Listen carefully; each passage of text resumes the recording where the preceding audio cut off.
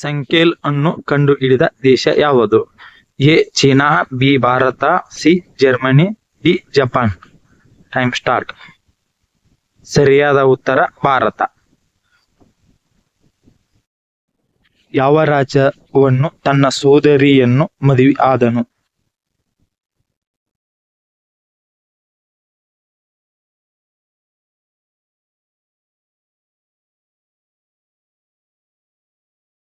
ಯಾವ ತರಕಾರಿಗಳ ರಾಣಿ ಎಂದು ಕರೆಯಲಾಗುತ್ತದೆ? ಎ ಮೆಣಸಿನಕಾಯಿ, ಬಿ ಹಾಗಲಕಾಯಿ, ಸಿ ಟೊಮಾಟೊ, ಡಿ ಹಾಲು.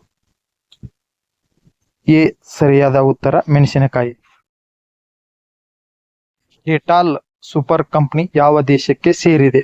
A England, B India, C China, D America. Dettol ಇಂಗ್ಲೆಂಡಿಗೆ ಸೇರಿದೆ.